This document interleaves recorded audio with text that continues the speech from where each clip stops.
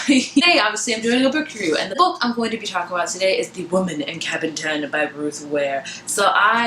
This is my first Ruth Ware book. I know she's written in a dark wood, which I've heard is very creepy, but this one just came out and I decided the plot sounded interesting and intriguing, and it's a mystery slash thriller. One thing I'm really trying to read more of this year to step out of my comfort zone, and yeah, so basically what I'll do is tell you what this book is about, let you know what I liked about it, what I didn't like, and my rating, so you can figure out if you want to read it or not, and this will be spoiler free, so yay, no spoilers. This book is all about a woman named Lo who is a travel journalist, and her boss falls sick, so she gets the chance to go onto this really luxurious cruise ship called the Aurora, and the Aurora is actually a cruise ship with only about 20 passengers, a handful really I think of passengers, and so it's a very, very small ship. It's like almost like a big yacht, so it's very claustrophobic. And one night Lo was very up late, and all of a sudden she was up late one night, and then she hears one thing, a woman being thrown overboard. She didn't see it, but she has heard it's happened, so immediately she calls everybody, and she calls like the captain and the head of security to tell them about it, and they are finding her very weary because all of the passengers are there and accounted for, so they're thinking she is seeing things, but she knows what she heard is very, very true. That's basically what the book is all about, is, you know,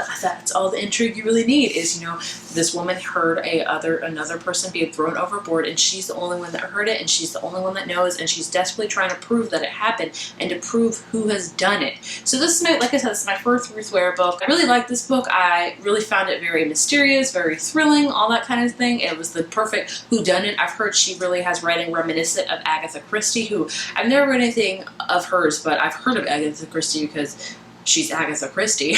But you know, it's got that whole, Agatha Christie is very well known for like putting people on this like rail, like a train car or a boat or something, somewhere they can't escape, and pretty much solving of the whodunit. So immediately this book, you know, is a whodunit book. So you start registering. I even put notes in this book, like of like, this person said this, you know, at dinner one night this person was talking about how this fish is super deadly, how if you could eat a bite of this fish you could die. So I'm like, oh, that's not cool. You don't say that kind of stuff, okay? So immediately red flags go up on everything that any sort of particular shady character you really examine and really like cross-examine. So I really like that aspect of it. What I did not like our main character. Lo, I had a hard time getting a read on. She was just very wishy-washy. I understand she was the one in it.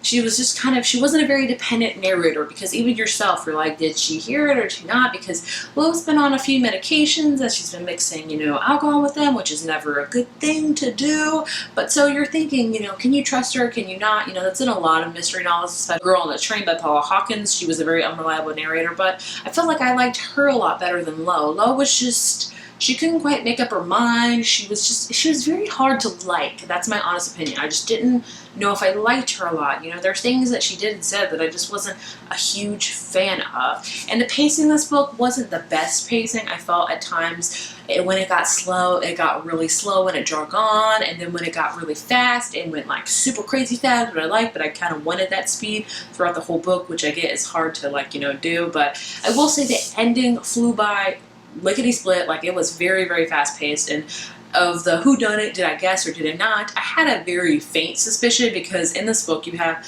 like 10 or 12 people to really pick whodunit, and that's a lot of guesses. You know, I was never really good at Clue, okay? I wasn't. I had a really faint suspicion about the person, and I was somewhat right. But the ending, she did throw me for a loop.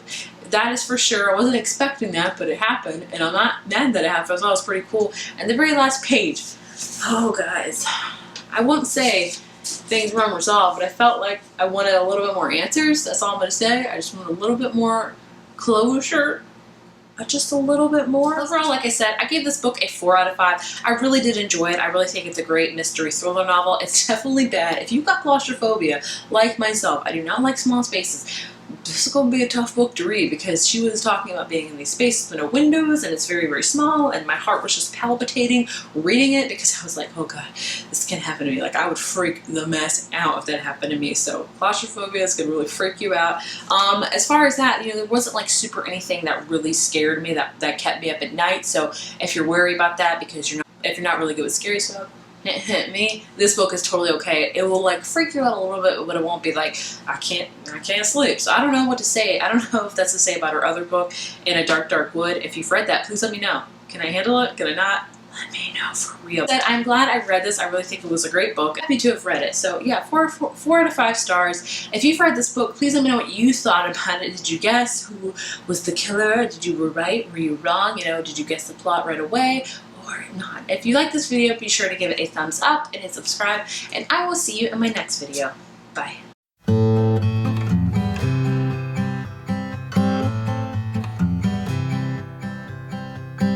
Breathe in calm